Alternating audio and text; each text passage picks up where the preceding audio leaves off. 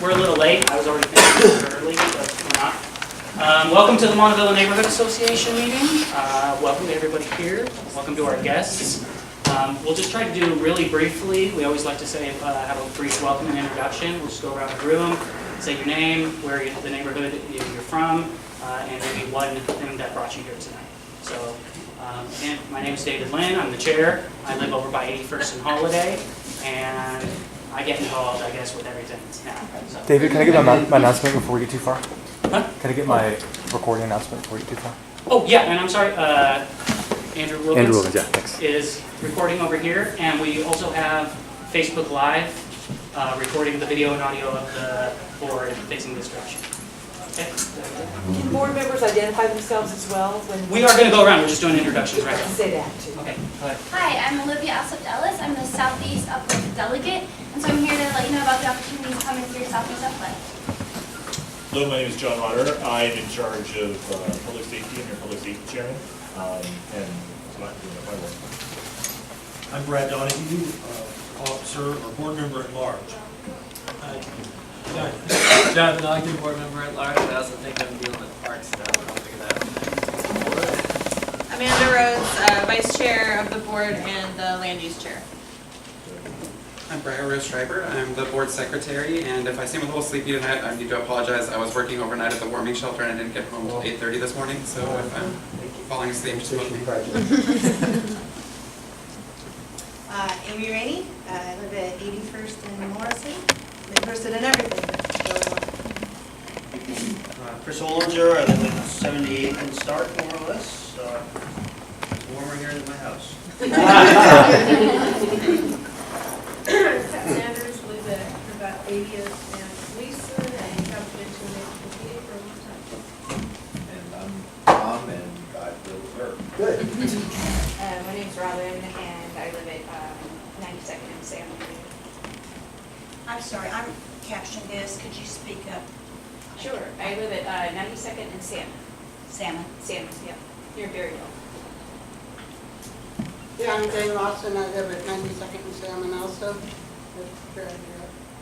Stephanie, 80th and Hawthorne. Michael Sunleitner, Southeast 80th Avenue at Port. And I'm here just to wish you all well. I'm going to have to be leaving very soon for another appointment, but best wishes. I'm Roger Warren, and I live down Gleason at 71st, and I'm a Parks volunteer. And so I'd like to leave my name and number with you. Excellent. Probably start a similar. Hi, I'm Jessica Vega Pearson. I'm a Multnomah County Commissioner. I'm going to be speaking tonight, but I actually live in the Hazelwood Neighborhood Association. I'm Hayden Miller. I work for Commissioner Vega Peterson. Wendy Serrano, I'm the Triman, and I'll be talking to you guys about the Vision Transit Project. I actually used to live right on 99 and Everett Court is the new street, the Rose Apartments that were up there, but I now live in Northwest, and excited to be here. Hi, I'm Lucy Elizabeth. I live at 81st in Multnomah, and I'm just here. Along the back. Hi, Andrew Wilkins. I live at 80th and Oregon, basically. Yeah. I'm Evelyn. I live at 92nd and Gleason. I come to meetings. I'm Josh. I live up on 76th and Everett, and I'm here mostly for the accessibility committee discussion. Melissa Hill. I live on Alder off 88th. I'm here just to get involved. Brandon Arzillo. I live a block from her, and I'm here for the open block.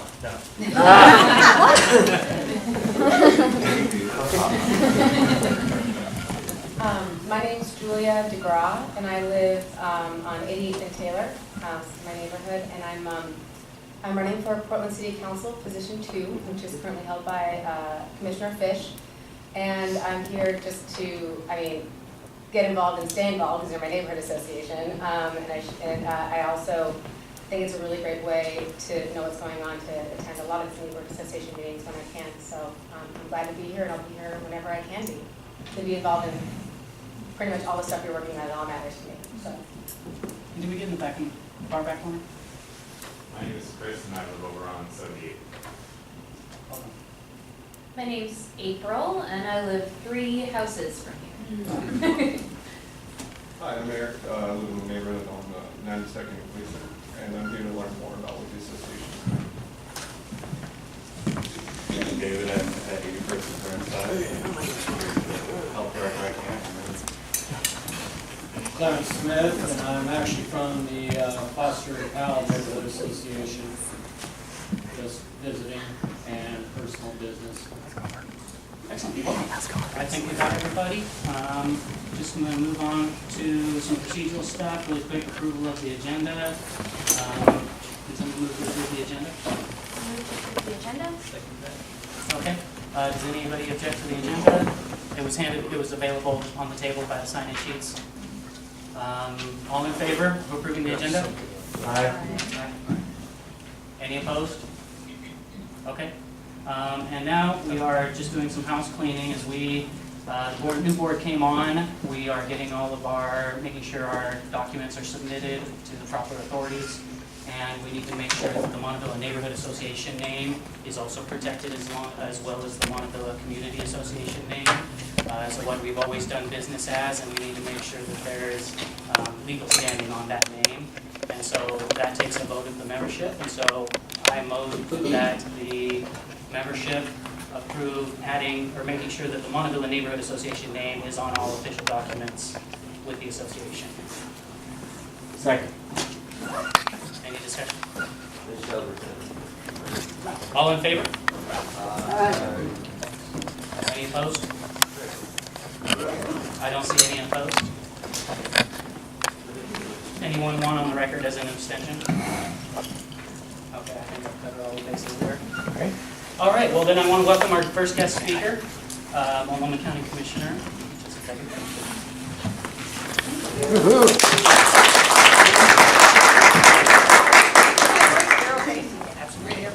I just want to make sure, one thing. Anybody who really would like to use these captions, please feel free. I can make some seats available up front here if it was better. If you need better viewing of the captions here, please come forward. Okay, so hi, good evening, everybody. I'm Jessica, and I am a Multnomah County Commissioner for District 3, which the Montavilla neighborhood is a part of that District 3. To give you a rough outline of the boundaries of it, for the Multnomah County Commission, unlike the city, we actually have districts that we represent, and then there's a county chair, Deborah Favori, who is the chair over the entire county.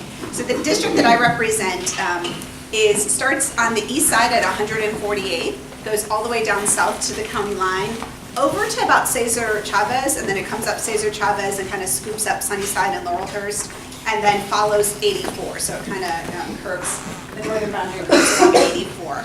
So you guys are really right in the heart of the district that I represent. I've been doing this job for a year, and so this is part of a commitment that I made is to visit all the neighborhood associations in my district. We've been doing like about one a month right now, and it's been a really wonderful opportunity to hear what's going on in different neighborhoods. Some of the issues, like the diversity of issues that people are looking at, but also some of the common themes that come up in terms of what neighborhoods are dealing with and talking about together.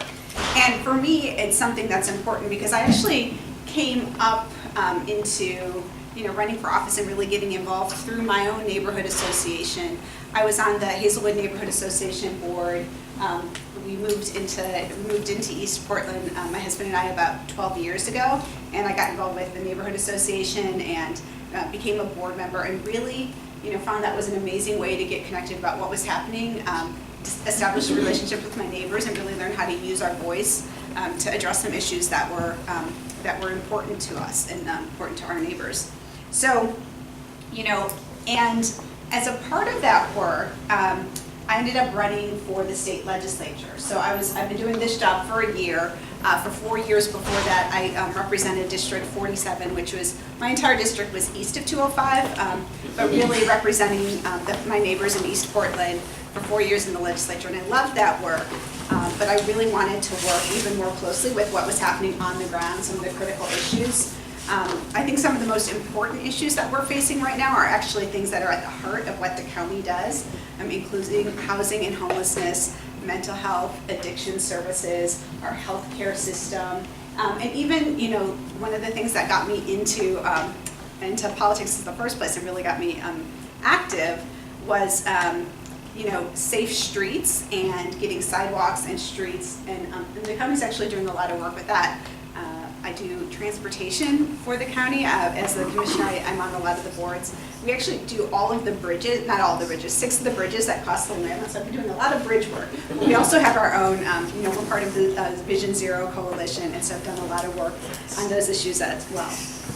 And, you know, I think one of the things, a couple of the things that drove me to get involved, you know, a lot of the work that I did in the legislature has been around climate and sustainability. So I was the chair of the Energy and Environment Committee and worked on bills that were really looking at how do we get carbon out of our transportation system and how do we get coal out of the energy mix that we're using in Oregon. And so I worked on those issues and was so happy to be able to continue that work even at the local level and being a part of the commitment that Multnomah County and the city of Portland together made, that to have 100% of our energy come from renewable resources by 2050. So that's something that we did in June. We've been able to work a lot on some of those critical issues. The ethnic disparities, racial disparities, economic justice, those issues were also at the core of what I did in the legislature, with a lot of work around working families and advocating for women and pay equity and things like that. And we've been able to continue that. I mean, that work is really, again, core to the mission of what the county does in terms of making Multnomah County a place where everyone has a chance to thrive, where everybody has a fair shot, and that's part of the work that I do in representing this district, but also looking at all the issues that are affecting the county. And I actually take very seriously the fact that, you know, the city isn't elected by district, so sometimes if you have an issue with the city, it's really hard to know who to call and how to get attention on an issue that you might have, and so I feel responsibility as an elected representative for this geographic area to be an advocate for the constituents. So Hayden Miller is on my staff. He's amazing, and he works, he does a lot of the constituent work for the office, and so he often gets, you know, questions about things that are definitely city issues, but again, we help try to act as an ombudsman with the city office, because it's sometimes hard to pick up the phone. So feel free to reach out to us if you have some issues. We can't always solve it, but hopefully we can get you in contact with the right person that you need to. I think that one of the things that has really marked this last year, my first year in office, has been the way that we've really had to be to resist at a local level some of the things that have been happening at the national level and some of the federal policies that have come on.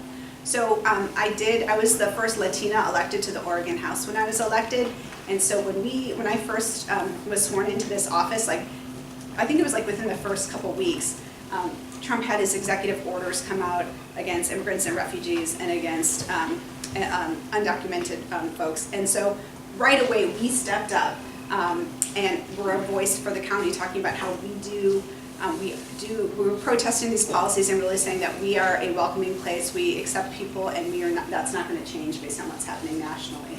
And we've had that, and we've seen, we've seen this administration really target Oregon for taking that stance as a state and as localities, but that's something that I think across the county commission board, the sheriff's office, the mayor's office, and city council, you've seen that united front, and even with steps that the legislature's taken. So that was something that not expecting to do, but really glad to be able to step up and be that voice, because I think it's one that we need to hear. For so many of people in our communities who are really living in a lot more fear these days, and we know, we all know some of the incidents that have happened in terms of people feeling more free to express their hatred and their racism, and that, again, isn't acceptable. So we've done that. And in addition to kind of stepping up and being a voice, we also have dedicated funding to help immigrants and refugees with immigration services. We dedicated $100,000 right in January when we came in, and then again in the budget cycle that started in June, had another $100,000 to really help with legal defense and know your rights trainings that different organizations are now sharing throughout the community. So I've also really been excited to work at the county. Multnomah County has known for being an innovator and really working at the edge of policies that have national impact. So we've done a lot of work with justice reinvestment and how we're really looking at the issues of public safety, and we have been we just were awarded a MacArthur grant for not just putting people in prison if their real core issues are mental illness or addiction issues, and trying to really treat those things as diseases, understanding that people have to be accountable for what they do, but the best way to help them isn't necessarily locking them up. It's maybe providing them services, and so we have a MacArthur grant that actually looks at how we can address women with addiction issues and really focus on that population, because that's an area where we haven't been doing as much work just because they're such a smaller percent of the overall population. But I think that's one of the ways that we've been an innovator. I think another way is something that's gotten a lot of national attention too is the tiny house pilot project. And this was, it was really it was an amazing thing, and it really made me realize how much I appreciate the people of Multnomah County. So we all know that housing and homelessness are huge issues, and we were trying to think of, we were trying to build, right? We want to build more affordable housing. Multnomah County has invested in thousands of more shelter beds and thousands of more units for affordable housing in terms of trying to get people into those. But we also want to make sure that we're taking advantage of the fact that people care about this issue and seeing how we can target and use that. And so one of the ideas that came out of the Multnomah Innovation Lab, which is called MIL, was to have people who had a big lot volunteer to have a tiny home built on their lot. And this would be for somebody who is homeless and their child, or possibly somebody who is homeless and both their children. So it would be up to 3 people would live in this tiny house in their lot for 5 years, and somebody who's currently homeless, a parent who's currently homeless with their kids. And then after 5 years, during that time, there would be permanent housing found for that family, and then the homeowner would be able to have that as an accessory dwelling unit on their property. When we put that out, that idea out, we had over 1,000 people volunteer to say, like, hey, use our house, we want to be a part of this program, we want to offer this up, which was amazing. This was a pilot program. We were actually only expecting to do about 4 to 6, and because of constraints, right, based on how much room was needed, how close you were to schools or transit, because that was a big piece of it. We wanted to make sure the families living there had accessible, communities that they were living in. That narrowed it down a lot, but we were able to find people who were able to get in, and the pilot is it's on its way now. I think they're being built and moved in right now during this time of year. And if that goes well, I think it's a model for things that we can use to expand this program too. So that's that was a really great thing, a real highlight of the year. I think the other piece that we're working on, and that's a important issue to me, is environmental justice. And so one of the things that we did with the moving to renewable energy, or setting the goal to move to renewable energy by 2050, is that you can pass this lofty goal, and that's great. People do that all the time. But unless you're doing the work to actually get there, unless you're taking steps to make sure you can achieve it, it's just words, right? So it's important to me to continue that conversation. So we've had a series of meetings on, it's called Pathway to 100, and how we're actually going to get there. So looking at decarbonization, what exactly does that look like?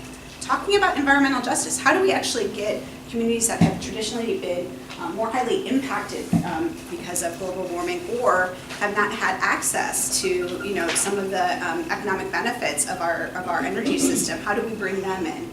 And we're continuing that work over the next year, looking at the transportation sector, saying, hey, TriMet, why can't we go to electric buses? Like, we're trying to say, like, let's have this conversation, let's talk about what it really takes. So that's work that I'll continue to do over the next year. And then another issue that I'll be working on is early childhood education and early childhood investment. I think that when you look at some of the disparities that we see when kids are school age or even older, whether it's graduation from high school rates or even incarceration rates, I think the investments that we make for kids at their earliest ages has a huge impact. And it's not really just talking about education for kids, but it's also talking about providing supports to their family and making sure that they have access to the resources and services that Multnomah County is already providing to really lift up the whole family. So those are some of the big issues that I'm working on. I'm happy to answer questions. I think hopefully I'm right on time, and we have time for questions, but I really appreciate this chance to be here, get to know you. I think Hayden has, oh yeah, we have business cards for Hayden and myself over there, and there should be a sign-up sheet if you're interested in being on my mailing list. That should be passed around, so please take a minute to fill that out, and we send that out probably like at least monthly. We send out an update on what we're working on. There's one going out tomorrow. Yeah, okay. So if you sign up tonight, no. I don't know if we're that fast. Yeah, please, questions if anybody has them. Please keep them fairly short and one question at a time. Oh, I can't make it a two-part question. Okay, could you define environmental justice? Yeah. And how do you assess or define how a person might have been affected by global warming?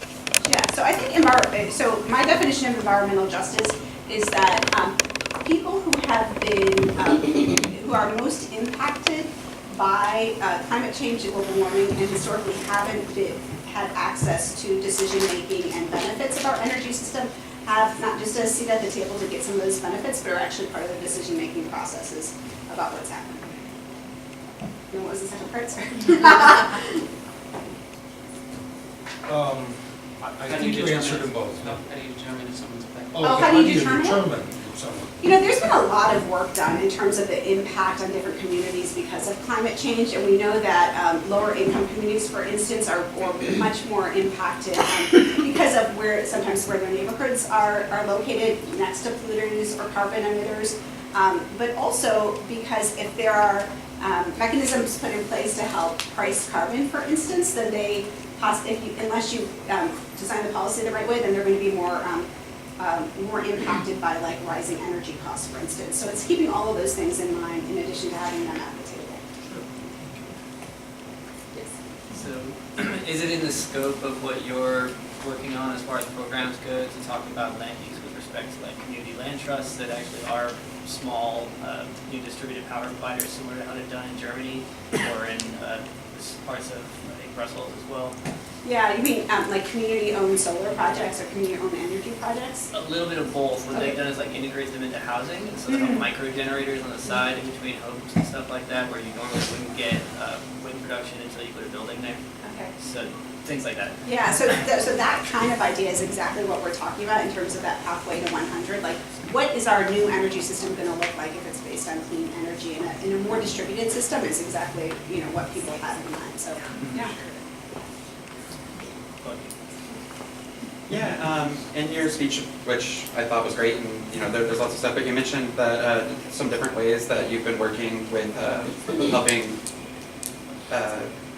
immigrants and others work against sort of the movements of the Trump administration. And you mentioned the Multnomah County Sheriff, and there was an investigation, or investigators reported at the beginning of November that the Multnomah County Sheriffs had been working with ICE for years and no one had told them not to, and I'm just curious what the progress on that is, if there has been any. Yeah, so there's the Multnomah County Sheriff's Office, which are hundreds of people and deputies, and then the Multnomah County Sheriff himself is Sheriff Mike Reese, and so he's only been at the job I think about 18 months now, and he really has kind of from the top down perspective had a very strong stance on that it's both because of state law, because of court decisions, and because it's the right thing to do, that they will not cooperate with ICE or use county resources to support ICE activities. Getting that message communicated clearly takes some time, and so there has been, I think, in the past work or cooperation that's happened that shouldn't have been allowed, and that's really, but I would say that there's a very clear message now from the top about what should and shouldn't happen. Yeah. I would just say related on that topic, I would, just as a constituent, I would like to encourage that when we do reform, we don't forget about accountability. And that they aren't just allowed to just say, sorry, we screwed up, I'm going to walk away with a retirement or something. When people do things wrong, either in the Multnomah County Sheriff's Office, they shouldn't just be able to walk away and resign or possibly go get hired somewhere else. They need to be held accountable. Yeah, I hear you. Any other questions? Yes. Something you said made me think about something. You mentioned that when you first started in your career, you were very much into the walkable streets and sidewalks and all that. So it just made me think, actually the second, so I'm not eloquent about it. 82nd Street is kind of a big deal to a lot of us who live there. And I know they put in some new lights, a couple new crosswalks. I live not too far. I know you could definitely take your life in your own hands crossing it. So I just thought that, you had mentioned that. Do you have anything new to add on maybe what we don't know here as residents about how that's going? I know this is the whole PBOT, ODOT thing, fight and all that. So any new news? So Wendy will probably have some information that she can share when she talks about the division project. I live over by David Douglas High School, right? So for our 82nd Avenue my 82nd Avenue is 122nd, right? For my daughter, I have a 9-year-old, she would love to ride her bike to the Midland Library, but getting the idea of her crossing that by herself is like frightening to me as a mother. So I know that the work that's being done in East Portland, including 82nd Avenue, is really reflective of an acknowledgement that there's been a lack of attention and funding given to the safety of the streets here. I think that there are a lot of projects specifically around 82nd Avenue right now, the Division Transit Project being one, the investment in the J District and the Lens Neighborhood Association, like kind of that, all of that will be part of the benefits that you'll see.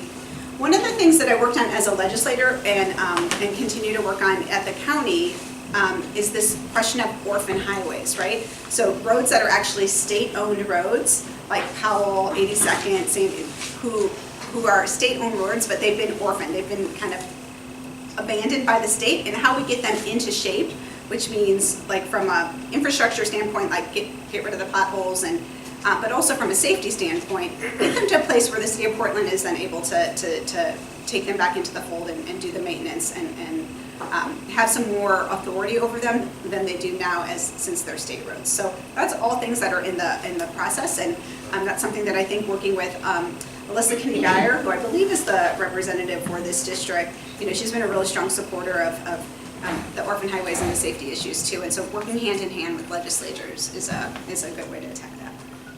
Yeah.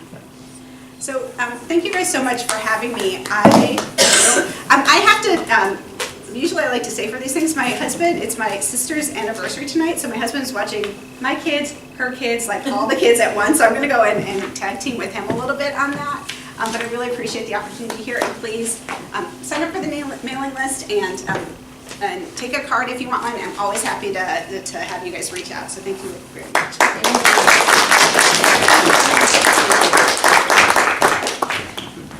Okay, I think we're only 5 minutes behind schedule. We have Wendy Serrano from the Division Transit Project.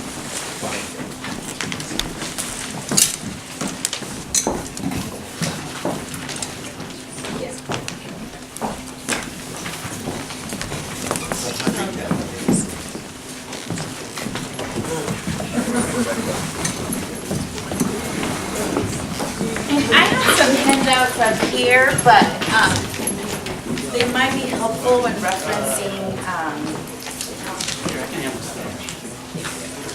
and I have other languages too if you need more than English.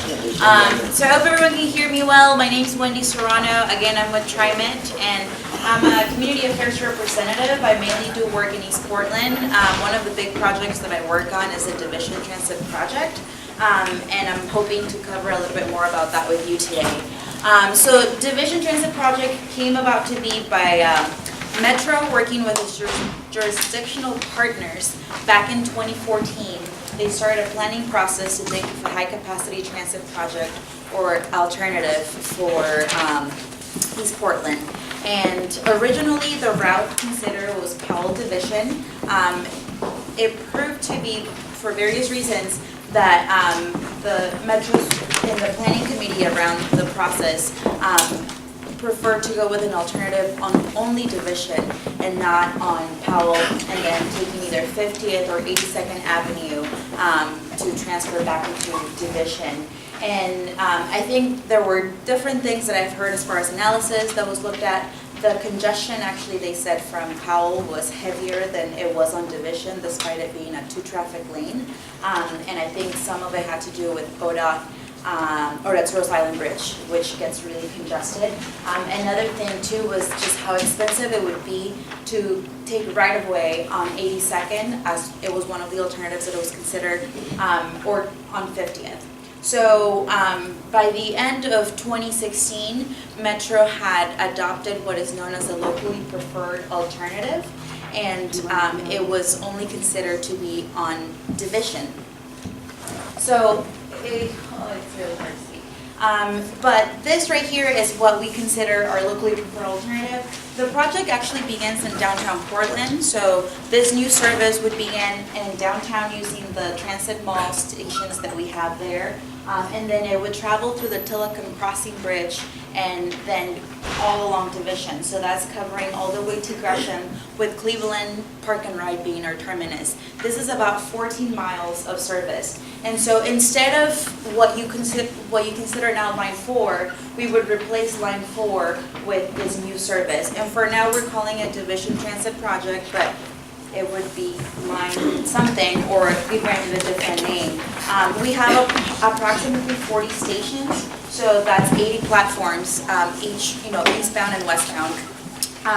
We consider to have, or we know that we have about a third spacing of a mile per station. So if you think about Line 4 right now, it is very frequent. You see it about every other stop. This service definitely focuses where the riders are, so where we have the highest ridership, where we have lines that people can transfer to, and where we can improve our service. Like I mentioned, we're going to be using our existing infrastructure in downtown, so we don't expect to spend any of our money downtown Portland. We expect to spend our funds when we cross the river. So some of the requirements of our project are based on the fact that we're applying for a Small Starts grant. That means that we're asking the federal government to fund half of our project. The project is $175 million.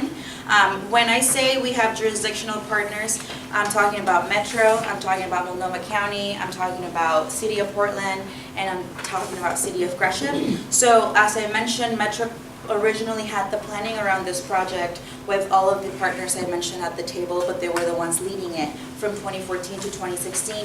TriMet got the project late of 2016, so in December, and in order for us to continue to design the project, so actually design where the stations would be, what feasibility of each station was out of the locally preferred alternative that the committee had created.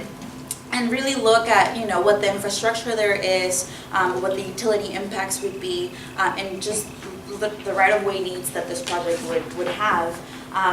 As I mentioned, we have to focus where the ridership is. We need to improve the pedestrian connections wherever we build these stations. So that's to say we need to improve ADA ramps. We need to make sure that people are able to get to the station. Sometimes that requires widening sidewalks. And as you will see when I show you some of the station layouts, when it comes to outer division, there are a lot of other elements at play. So overall, what we do expect of this project is to have a better performance. So we expect this service to perform about 20% better than the Line 4 currently does. And there's different analysis that we're using to get there. So one of the big tools that we're bringing to this project is we're going to be using articulated buses. So instead of the 40-footers that you see currently in our service, we're going to be purchasing 60-foot long buses. And I'm sorry if I speak really fast. I'm going to slow down. So these buses are going to be able to transport more people than we usually can. Line 4 is one of the lines where we get most of the complaints for pass-ups, and that's usually during peak hour. It is one of our highest use services, and we also have noticed that when we have peak of the hour demands, we are deploying buses almost every 4 to 5 minutes. So that means that we're also contributing to the congestion along Division as we're traveling through that road. Let's see.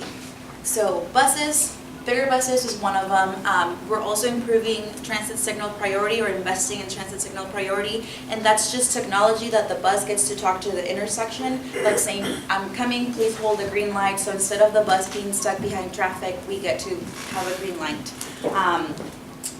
Something that our project has to consider is that we have a lot of people to cater to as far as not just our riders, but we have to work with our community members, the advocates that want to see better spaces along the stations, but we also have to work with the businesses where we are going to be placing these stations, and we have to be working with the property owners. So my job and the job of 2 other women that I work with is to really focus on building those relationships. So I do the outreach for East Portland. That means that I work between 82nd to 174th. That's what we consider the city limits for East Portland. My coworker Coral Agnew does the outreach for Gresham, and my coworker Brenda Martin does the outreach for Interdivision. And we've been doing, these type of meetings. I got hired in January of this year specifically to work on this project, and so we've been going to EPAP, the East Portland Action Plan. I've been going to East Portland Land Use and Transportation as well, which I'll be coming to actually on Wednesday. I'll be there and work really closely with J District, since they're immediately along the corridor, and Division Midway Alliance, which is always also a district that serves the vicinity within that area. There's a good timeline in the back of the fact sheet that you have, but this is kind of the schedule that we're looking at. We're currently in design phase, and so that means that we're about 30% design. That's what we've reached so far. And this is just saying that we've looked at the feasibility of the station location. We're currently in the process of putting our packets together to apply for the federal funding that I mentioned. We will find out by February of next year whether or not we make it to the president's budget. And as you all know, there's the administration that currently serves at the national level has preferences, and it has disclosed that it won't be funding small start grants, but there's also not just the administration, there's also Congress that gets to dictate that spending. So we're hopeful that we're going to make it to the president's budget, but we are planning a contingency plan in case that doesn't happen. That is for us to understand what our escalation costs would be. Again, projects like this, the longer you take to build them, the more expensive that they get. We are also doing an environmental analysis. That's what you see here as our NEPA. Our local funding, so $175 million is the total of the project. We are matching half of that here locally, so TriMet, City of Portland, and Metro have put most of the money, and then Gresham has given us like $200,000 in-kind funds, and then we're asking for about 87-ish more million from that small starts grant that I mentioned. We expect to be doing procurement for buses and continuing design onto next year, so 2018, and then we expect construction, like some of the utility work, to start end of 2018, early 2019, and we expect construction to continue onto 2020, and then the project will begin service in 2021. We want to give our operators about 9 months of getting used to this new service, new route. Again, like, they're new buses, they're longer buses. People often are concerned about the width of the bus because of Interdivision and it being one very narrow street. We have borrowed buses from the Vine over in Vancouver. It's a very similar service to what we are envisioning here. They have those articulated 60-foot long buses, and they do fit. The 40-footers and the 60-footers are the same width. They are just longer. So this is what we expect our stations to look at in Interdivision. We're calling them integrated, and that's because we expect them to be integrated with the urban environment that's already there. We expect them to be more minimalistic. Part of the requirements from the FTA, the Federal administration is that we do provide some shelter, we do provide protection from the elements. And so there's areas where we're placing these stations where there's already maybe that awning, so maybe we don't have to put that shelter, but we have to think of other innovative ways that we can allow for pedestrians to continue to have the right-of-way that they need to continue to walk through, and that for our stations to kind of play along with that. Another difference from this project than what you're able to see currently in our service is that we are thinking of having, not thinking, we're studying to have 10-inch curves. So this means that the bus will meet the station at curve, and we expect to have next what we call near-level door boarding. So these articulated buses are going to have 3 doors, and we expect people to hop on and hop off at the same time. We expect to have what we are calling hop readers, if you've seen them around the service, where people can just tap their card and board. So the operator doesn't really have to worry about checking for fares, or not checking for fares, but having to collect the fare from the people that are getting on or getting off the bus. We expect the buses, as of right now, to be on board of the bus, so the bus doesn't have to wait for a cyclist to hop on their bar on the front, or their bike on the front. And then with the procurement of the bus that we're looking at right now, we expect for people in mobility devices to be able to access through the middle door. And we're studying, we have a CAT committee, so we have a committee within TriMet that focuses on accessibility, and we're really going to them and asking them for feedback as far as like the procurement of the bus, the design of the stations, and the environment within the indoor of the bus. This is what we are calling an island station, so between 82nd and 174th, we expect these stations to be what you would expect. And islands is because we want the bus to stop in lane. We don't want the bus to continue to get off the road and then back on the road, back on the traffic lane. We want it to be performing faster, and by the way we're going to get there is by not having it to deviate so much. There are areas in East Portland where we know congestion is really horrible. So like 122nd is one of our worst intersections. We are creating what we call business access transit lanes, BAT lanes for short, which allows for the bus to have a continuous traffic lane for much of its transversing. The main elements for the island stations, I should point out, is that they will have protection from the wind, they will have light, they will have some sort of roof, and these are very sketch. I mean, like I said, we just got done looking at the feasibility of the locations. We're about to start going between 30 to 60% to really get a feel for what these stations will look like. But we understand the outer division is different from inner division.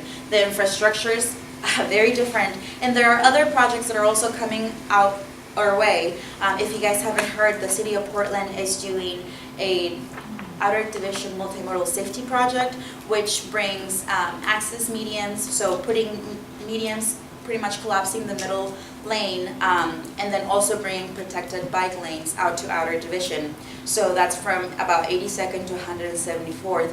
Our project then needs to coordinate with that project to accommodate for that, which is why at certain spots you'll see that the bike lane is actually placed behind the station to provide a better safety for both our operators and for those cyclists, instead of having to compete with the bus when they're going to be crossing that intersection.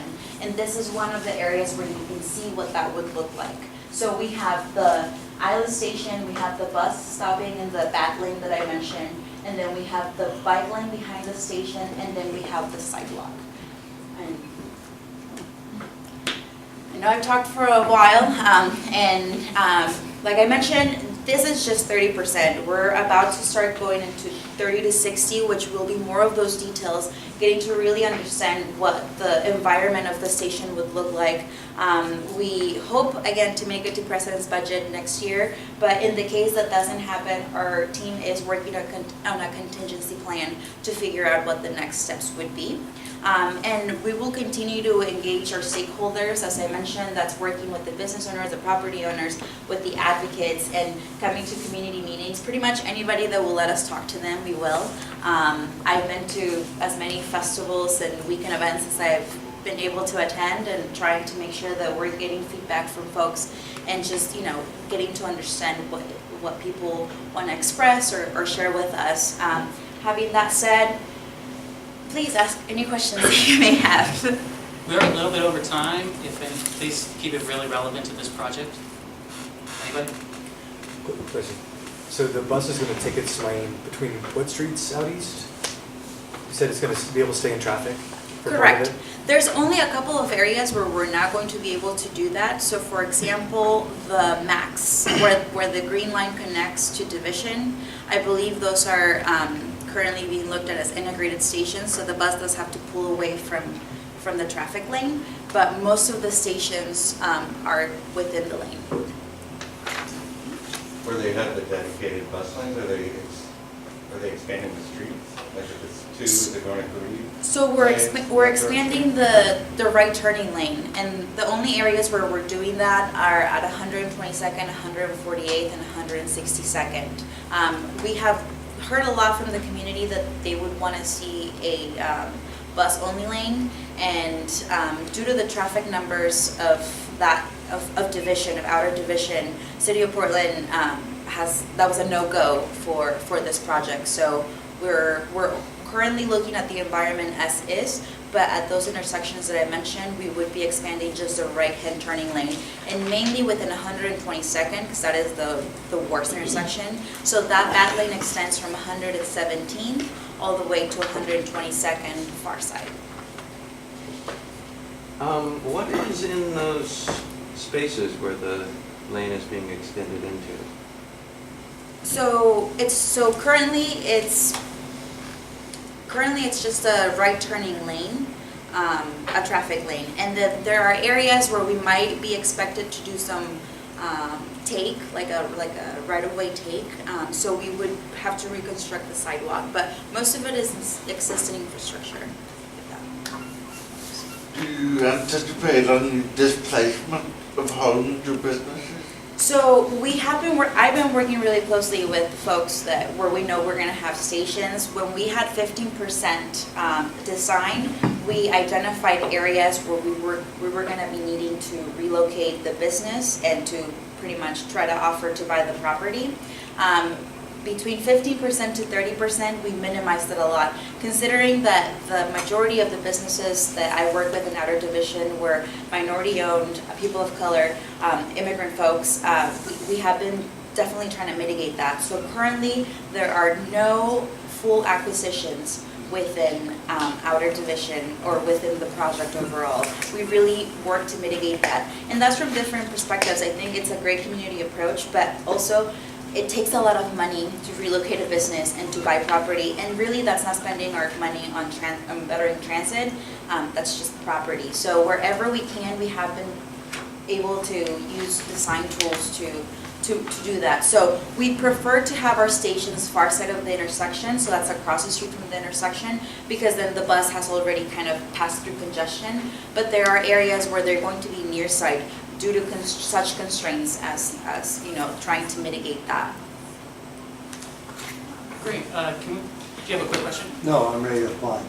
Oh, let's talk about I was just, as a neighbor who uses Division a lot, there's lots of conversation about people being unhappy that the bus is made to go faster, but for people driving and biking on Division, it's going to be so bad. So I assume you have heard that. I mean, it's great that the buses will be faster, but it's going to be a nightmare for people who live on Division. We would want to hear more of why they think so, because there will be less buses going to serving that street, and there's going to be, so if you're next to the bus, behind the bus, you're also going to be able to travel faster per se. But as far as the service impacting the congestion, we know we're going to have fewer buses out there, and the stops are also a lot less frequently, which I thought, it's harder for me to communicate with a lot of families or seniors and let them know that their stops may be going to be a little bit further away from what they're used to, so I think that This is why People we're were out pretty here. unhappy when the buses wouldn't pull over as it is, so it's gonna be worse, but we should need to move on. Yeah, great. No, we need to move on. I'm sorry, we're about 10 minutes behind. If you have any more questions, our Land Use and Transportation Chair, Amanda Rhodes, I'm sure would love to take your question. Is that correct? Absolutely. All right. And I have Great. some business cards that I'm going to leave here with you guys, some fact sheets as well. Please feel free to reach out to me. I do good at following up. There are other services or other things that TriMet is also working on, and I just want to put a plug on for it. Fiscal year 2019, we're working in our draft plan. So as you might have heard, we're thinking of creating a bus route that serves the airport out in East Portland during the hours that the red line isn't running. So there's 2 routes being considered for that. We're increasing the frequency of line 20. We're increasing the frequency of line 73, which is the one that serves 122nd, to a frequent service. We're also considering having line 20 become an overnight service. So all-nighter, something we haven't done since the 80s. Good idea. Great. But if you have questions, I will connect you and we can talk more offline. Thank you guys so much for your time.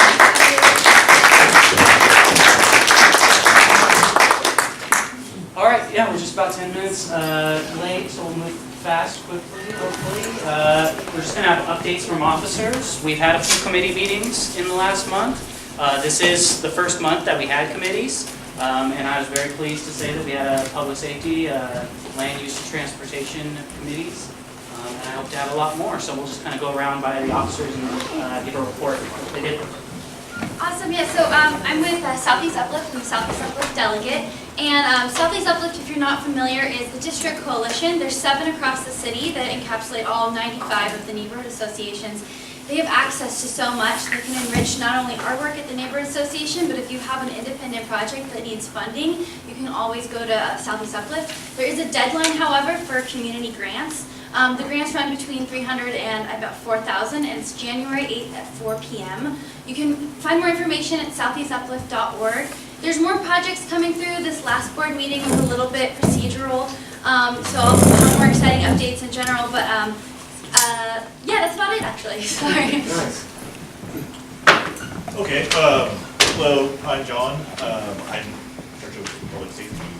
Anyway, we had our meeting for public safety earlier this month and went over a whole range of things. Mostly, right now we're just trying to get a bunch of trainings going on for the neighborhood, for people that are interested in doing neighborhood watches, patrols, giving them information and resources available to them so that they go out there prepared. Also, ways for people to report things, because if you don't report something but you see something, and nothing's going to get done about it later. Statistics, they can report to the city, necessary departments. The more they see, the more they know where to go target. So there's a website called pdxreporter.org. You can go there and you can, it's a website, you make a shortcut on your phone, make an account. If you see something like an abandoned car or there's a burglary or something, you can report that on there, and those numbers will go to the necessary departments in the city, the county, or wherever is relevant, and then they can take action and do something. So if you see like a spike in crime, usually that has to go with more reporting being done too. So it doesn't necessarily mean like, it's the crime is still happening, but it's being reported on so they can see what is actually being, where the resources are going to go. So it's something to look at. I suggest everybody check that out. Another thing, let's see, we were focusing on was I'm going to be having meetings bi-monthly. I'm going to be having them at Milepost 5. It's over there off of 82nd and Gleason. It's over by the Montavilla, the park. So it's pretty available for anyone to get to. There's a max, it's 4 blocks away, bus right there. And I'll be posting those dates up on the community page for everybody. And on the calendar as an event, so anybody can sign up and go. It's open to everybody. If you got something you want to chime in about, you can go there. And yeah, really, that's about it. If you want to contact me and get involved, because the more people that want to help and contribute, the better. You can email me at john.rotter@montavillapdx.org, and I can answer any questions. And I'll be here after the meeting, so. And we'll have questions after everybody presents. Yeah, I'm Brad. I'm the new board member, and I'm just learning everybody, getting to know more people. So I'm going to defer to the next in line.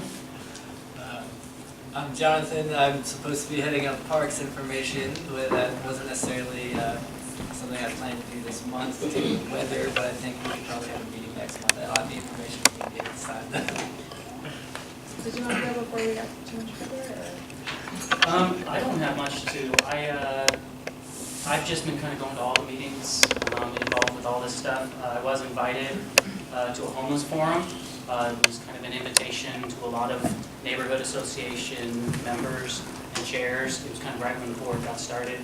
And it was a forum that had experts and then a lot of the community members with ideas and questions and comments.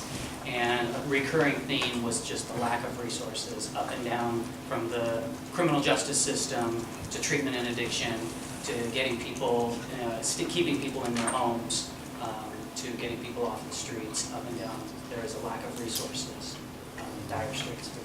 So, but other than that, it was pretty positive, and that's about all I got right now. Well, and I want to give David a shout out for getting the newsletter jump started again. So there's copies over there if you didn't get one emailed or see it online. And also to Antigonus for getting funding from the city to do transcription services at all of our next meetings through the end of the fiscal year, mid next year, which is great. My name is Amanda Rhodes. I'm the land use chair, and we did have our first land use committee meeting, land use and transportation committee meeting. We had a developer come and talk to us about a 12-unit condo project that he's working on Southeast Alder. When they do bigger projects like that, they're required to give us a meeting. It's non-binding, but we did give them some good suggestions, so hopefully they'll take some of those into account. And then after that, we talked about the range of notices that come to us and which ones are really actionable versus just informational, and what we might want to do with those. And then beyond kind of that, what the city is hoping for us to do, what we would like to do in the realm of land use and transportation. And we did some good brainstorming around potential future projects, everything from looking at the 1996 Montavilla Community Plan that City Council adopted as part of the Outer Southeast Community Plan, and seeing how much of that is still relevant, what we can celebrate that actually has been accomplished, how things have changed, and they definitely have changed a lot, to looking at art murals and what can we do with crossings, which I know Antigonus is also interested in looking at with a potential accessibility committee. And so we just have a lot of great ideas and some really good energy, and I'm excited to meet again. In January, we'll be having somebody from Southeast Uplift come and speak to us about their role in facilitating some of these conversations. They have a land use and transportation committee meeting, which I just went to. They have a monthly meeting for all of the land use chairs from all the different associations that they work with, and so that's a great place. That's where I got another update about the division project and got them to agree to come out here. So it's a great way to connect with other neighborhoods and bring back information. So yeah. Okay, I have a secretary up there for you, just a second to catch up. And I'll be sending, if you're interested in getting more information, I can throw you on our Google group, and we're gonna figure out the next meeting location and time in January soon. And David just handed me this important. On December 18th, there's a meeting to talk about exactly what we were discussing about. Isn't it about switching 82nd from ODOT to PBOT? Yes. Control. So there's a meeting on December 18th at 6:30 at Flying Pie to talk about that. Meet and greet, make 82nd Avenue a city street. What time is it again? 6:30 to 7:30 it looks like. And that's the 82nd Improvement Coalition. Thanks. Where's that located? Flying Pie. Neighborhood. So I got a secretary update for everyone. Like I said, I'm feeling kind of sleepy because I was up all night at the shelter, but I'm just going to read off what I've written. Dear neighbors, it's already been a second month, and this month I worked more on our new website. We unfortunately had our Facebook group stolen from us, but I'm excited for the new Communications and Outreach Committee to work on planning something new to take its place. I've spent a bunch of time working on getting our membership roles in order, and this month I also worked on starting to streamline a succession document so that future board members will be able to jump right in without the distraction of getting the records and technology in order as we've had to. I hope to have both the membership roles and succession document completed by our March meeting. We received a collection of 6 grievances from Angela Todd and a number of co-signed grievances in the last few days. The grievance is public record and can be obtained by contacting me. We have also received 2 records requests, one from Evelyn Mack and one from Erica Price. Erica Price could not be confirmed to be an M&A member and did not receive any records. Evelyn Mack has been sent all records that the current board is aware of owning, with a few of those having home addresses, emails, and telephone numbers redacted. I'm aware that to some, redacting the personal information of neighbors doesn't make sense, and to some it seems obvious why that information would not be shared. But let's not deal in hypotheticals and explore the actual fears and concerns of our neighbors. In my short time on the board, I've had the opportunity to get to know many neighbors, and it has become clear to me that we do not all live in the same Montavilla. Many loud voices have decried their safety fears regarding the existence of needles, feces, and unhoused people in the neighborhood. I have no reason not to believe that these individuals are afraid, but it's hard to take seriously when I've repeatedly been silenced, mocked, and harassed for mentioning my own safety concerns. I'm not alone in this experience in Montavilla. In the past 2 months, I've had nearly a dozen neighbors send me requests to withhold their home addresses from any disclosures, along with detailed explanations of why doing such a thing would put their life at risk. I have no reason to believe that any of these neighbors are stretching the truth in any way. In the past year, I've had my door kicked in while I was at home. I had a white supremacist threaten me with a baseball bat. I was sexually assaulted on a TriMet bus. My roommate had a knife pulled on her. I've taken down over 2 dozen extreme nationalist and neo-Nazi flyers and stickers. And I have had threats levied against me serious enough to leave me clutching a shotgun in the chair by my front door, wondering if it will be enough to stop a truckload of bigots who roll up in my home. Request to just slow down so everyone. Sure. All of this happened in Montavilla. Calling the police has never been an option for me, as their presence means the likelihood of serious injury or death befalling me is even higher. This was further reinforced when I was commanded by a line of riot police in April to not cause any trouble as I ate a sandwich at a picnic park in Montavilla Park. Meanwhile, the Portland police bussed white supremacists into the park. It is my goal in all of my neighborhood dealings to take the full depth and breadth of the neighborhood into consideration in my capacity as a neighborhood association board member. I feel that I still have much to learn from many of our neighbors, and I hope to have the opportunity to meet more and more of you one-on-one over time. I've heard your experiences and visions of Montavilla. It fills me with strength to fight and participate civically when I see my neighbors stating plainly that Black Lives Matter, when I see my community say housing, not handcuffs, when speaking of solutions to the housing crisis, I am overcome by hope as I hear this. Every time I see a member of the LGBTQ community proudly walking down the street in clear conflict with the institutions in Montavilla that have actively pursued excluding them, not based on the content of their character, but their sexual orientation, gender, and mere existence in society, I am inspired to continue to exist myself here. I have, however, seen a very vocal group's experience pushed as the status quo and an aging system of neighborhood governance show its favor to white supremacist, classist, and queer antagonistic voices and behavior. In the year 2017, we can no longer trust in white hoods to tell us who the bigots are. We have seen the symptoms of hate organized in Montavilla and received material and institutional support from the Portland police. We have seen the status quo shift such that the history of institutionalized racism in Portland is finally starting to be challenged. We have also seen the rise of organized groups set on turning back the hands of the clock of justice. We have seen procedural and legal mechanisms abused to censure, silence, intimidate, and obstruct those working towards the ends of justice.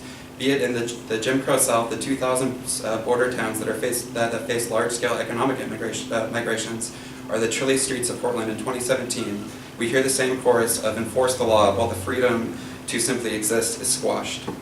I look at our bylaws at the new Southeast Uplift mission statement around my Montavilla, and I see a huge movement towards change.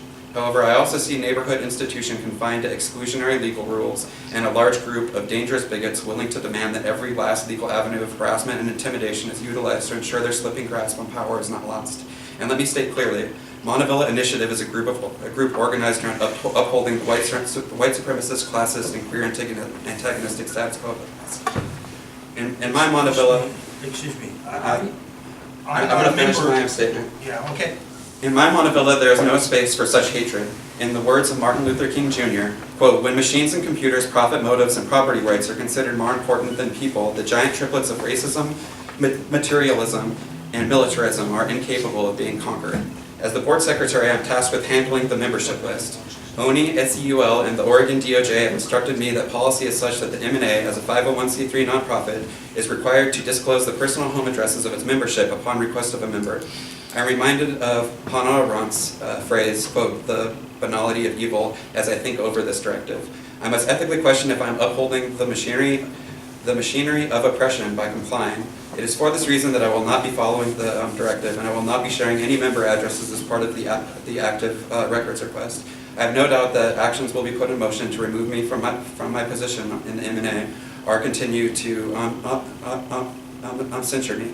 So be it, but the barnacles of reaction should be mindful that I intend to fight back and spend my time and energy on this board fighting every vestige of the white supremacist, classist, and queer antagonistic vision and experience of Montavilla. I will not rest until we can make Montavilla a sanctuary.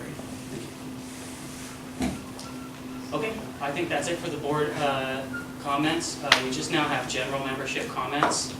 And I'm going to please ask that we respect the ground rules, that you keep your comments short, keep them directed at a subject, not hopefully at individuals, and that you be respectful of everyone else's feelings in this space.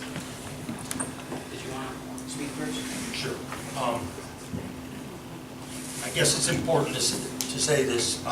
Probably everybody knows that my wife ran for the board as a member or as a part of the Montavilla Initiative slate. Whereas myself, I just wasn't up to date on everything that pertained to that. So I just have no background in the ongoing discussions, previously. And so as a board member, I just want to do what's best for the association and for the neighborhood. But my antenna goes up when I keep hearing the same words over and over again. And I think we need to, if we're going to call someone a bigot, call someone a white supremacist, or whatever else, then you need to define it. That these people did this, and they did this, and they did this, and they did this. Not just because they identify a certain way, and then it's very convenient to call them that name. Okay, and I'm not trying to express any, ill will. Just the first time having a chance to talk, maybe I'm a little bit nervous about it. But I'm really tired of name calling, not by anyone here necessarily. But if there was a way that we could talk about issues without calling somebody a bigot, a racist, a white supremacist, a Nazi, or the whole. Why are all of those derogatory towards oppressive groups? Why have you not mentioned any? Are you done? Yeah, I'm done. I'm just. Why have you not mentioned anyone being misgendered? Or I'm sorry, can you just direct it to the subject, not directly at somebody? And if you guys have a personal conversation, you guys can have it after the meeting. I'm not here to take up causes. well, it sounds like tone policing to me. Okay. Sounds like tone policing to me. Roger? I have a new subject. Okay, wait a minute, I'm sorry. Did you want to comment anymore? No. Okay, Roger. So this is a new subject. I'm not sure where you are on the email contacts to the board members. I've written an email to a couple of your board members and didn't get anything back, and I wondered if I input it wrong or if it's not working. I just didn't know. You sent me an email, I didn't get it. Just a point of information, all of the board members' email addresses are on the website. I can't promise that they are checking them, but they are there. Sure. So I'd like to ask you to please have your board members check emails. Absolutely. So I would love to see the emails because, the the people that I've communicated with, we are all checking our emails, we are all responding to every email and Could've been a generally typo. copying people. Just haven't gotten it yet. I'm sure they're on the way. Sure. And please resend me one, please, and I'll check up on it. I'm sorry, Joe. I do have a question actually. Well, some comments about the grievance. I'm just concerned, has the committee, the grievance committee officially been convened? No. Okay, and so why then, alright, so let me gather my thoughts. By understanding, they state that the findings and contents of the grievance shall be made public. So if we don't even have an official answer to the grievance or findings, then none of it is officially at this point supposed to be public, according to my lay understanding of the issue. And I am concerned that outside parties and interests have been made aware of the grievance before even any of us in the neighborhood association, and we have all entities contributing to a chilling effect in which neighbors feel they cannot even file a grievance without being exposed to backlash, which is already happening on social media such as Facebook, where people have been removed from Facebook groups, others have been ostracized from their friends, labeled and obstructed. And I would just like to ask if we can just maybe talk to our friends, ask them to stop and just do this on an official level and maybe look at the retributions and retaliations that have already been committed and ask the people to stop retaliating. We have people investigating and asking questions about neighbors on their own that don't even live in the area and should not be involved whatsoever in the business of the neighborhood association, and I'm deeply concerned why that would be the case. I'm aware and I'm respectful that many of you have other commitments and other groups, and that's fine, but I think that we need to focus as a neighborhood association first on association business before sharing that with other interests. I think that's only fair. And I think that's all I have to say right now. Great, thank you. Thank you for your comment. Anyone else? I think I can take one more question. Yes? I see that under your board meeting, you're gonna talk about something about the warming shelter, and I don't know the history, so I'm just trying to find out, right now, so before whatever this is, right now, what's the neighborhood association's participation or not with the warming shelter? Because I'm hearing about it from multiple streams in the community, and Yeah, I'm sure. confused. Answer that. Can you go ahead? Yeah, so I volunteered last night at the shelter. Last year, the warming shelter was headed by the Homeless and Housing Committee of the M&A. And this year, in order to just get things started off the ground because of all the process that's involved in the M&A, a local advocacy group, the Montavilla Neighborhood Action Council has taken that on and is running it, but is still seeking board support, but we have to actually talk about it and vote on it. So hopefully that is something that the M&A will support and keep doing. Lots of people, including myself, who are involved in the M&A are also. So right yeah, now, to be involved in that, I need to be involved with the neighbor, some other, but I don't see anything about it on the association webpage. Yeah, because we haven't had a vote and on this year. And so then maybe then it would come through you Yeah, guys. and if you need information for it, I would be happy to talk to you about that. That'd be great, thank you. Great, thank you. I don't see any other comments at the moment. Is this the end of the general membership Yes. comments?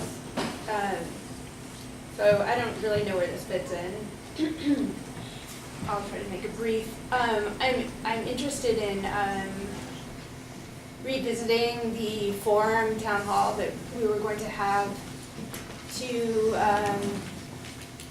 I'm a person that's interested in reaching out and helping the houseless community in Montavilla, but I'm also somebody that struggles and has issues with encampments at the end of my street, and so I guess I'm looking for a space where there's dialogue from a lot of different people, and kind of getting into some uncomfortable conversations, but hopefully out of that, we can, someone like myself can become more involved with people who are houseless within our boundaries and beyond, but also finding resources for some of the efforts that I think the board took on last year to put in needle containment in the park and really, I guess I'll just end it right there before. Yeah, I can certainly speak to that. It's been brought up every meeting. I originally volunteered for that. I then ran for the board and got elected board chair. So we have not been able to meet with the Housing and Homeless Committee, which was formed but is not yet met. And the Outreach and Communications Committee, I think, would have some overlap with that. At least my vision for it was kind of a three-way thing where neighbors can express to, we have elected officials and experts to give an accurate assessment and inform people of what's going on and the efforts they are to help people. And then have neighbors be able to speak with them and express to them what they're experiencing here in the community. So, and then, Well, also Antigonus has picked up the needle exchange, the needle drop, so that is happening. They're talking to them about that. I'm sorry, Antigonus is what? Antigonus is another board member. Yeah. did what? Oh, they had they had picked up the ball on communicating with the people who are organizing the needle drop. So that is in process. We should have a better method for statusing, but in any case, we did discuss even trying to squeeze that event into this year, but it seems unlikely. The forum that is, but I still would like to have that and have a bunch of people on roster who said they'd be interested as far as speakers and consultation. I think it's a good idea to have that common definition and understanding. Do we still have that list of people who volunteered? Do you believe so? I do. Oh, you do? Great. But I wanna contact and verify that they Yeah, will still be of course. contacted about it. Yeah. So those committee meetings, would that be on the webpage too, so that if you were interested in having a safe space and there was gonna be a meeting, would that be listed? Yes. The dates and places? And hopefully the outreach committee, like I spoke with you before, we're gonna try and find more venues and more places to be posting this Great. information as well. Thanks. One thing I didn't add in my update, but I also set up an events calendar on our website at montavillapdx.org/events, which is just a Google calendar. So if you use any of those, I mean, you can just go to the website and view it and it's all there. But if you use any calendar that can talk to it, you can also copy any of the information over to your calendar. And all the board members have access to post events on it. So. Thank you. All right. Did we have one more quick one? We're running 20 minutes. 20 minutes past. Good? Sure? Okay. Send it to me afterwards if you want to. Okay, great. Then I'm going to join the board, the regular general membership meeting and convene the board meeting. Thank you everybody for coming. You can leave or you can stay for the board meeting if you'd like. This is kind of where the board kind of just deliberates and takes votes on kind of more administrative type stuff, but you're also all welcome to stay. All right, so we're already a little behind on, as we said. Just gonna get through the agenda. Motion to approve the agenda, please. Second. And just during the board meeting, it's only board members who vote, so just in FYI for the audience.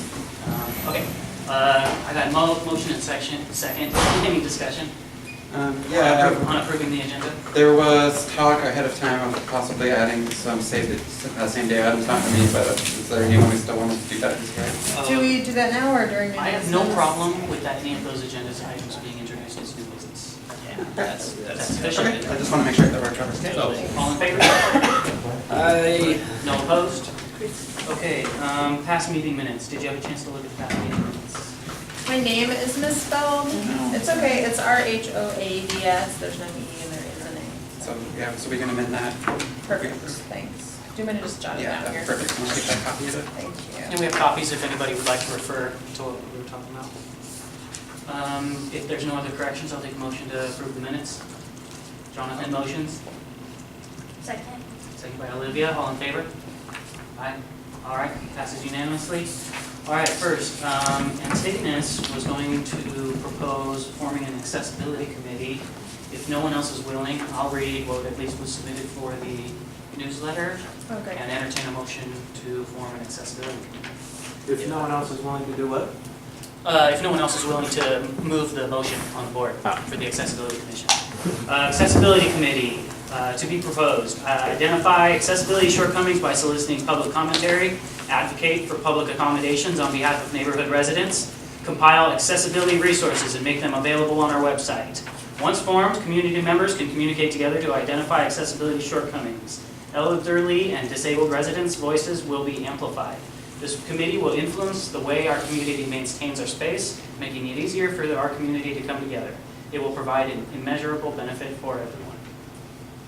Is there any other discussion on forming an accessibility committee? Yeah, can we just be clear if this committee is going to have board authority or not? It would have to specially request board authority. So So I don't see that in, I didn't see that in Antigonus' request. What is board authority in that context? Board authority is typically when they've been delegated the ability to take a position on something, or say, what was your case in the land use? Well, say like this, we'll just say there's a conditional use review. For example, for a new marijuana grow operation on Taylor Court, which actually is happening, then the land use committee could meet, figure it out, and say whether they want to support that or not, and then send that letter without checking with the board first. Then they would bring that decision to the board. The board could nullify it or reverse it, but they're able to act on behalf of the board. Excellent. Any other comments or questions? So has this been recommended or moved or? It has not yet been moved. Oh, I guess I moved it. Really quick, is there any quick comments or questions from the audience? Nope. Okay. I moved it. Can I have a second? I will second that. Jonathan seconds. Any other discussion? Don't see any. All in favor? Aye. Good idea. Passed unanimously. M&A support for the winter warming shelter. Is this motion ready, or is do you know? I thought it was John's motion. Yeah, I don't believe that Johnny gave me a copy of it. I can speak to it, and then if someone has like a motion they had in mind, they might be able to. I don't know.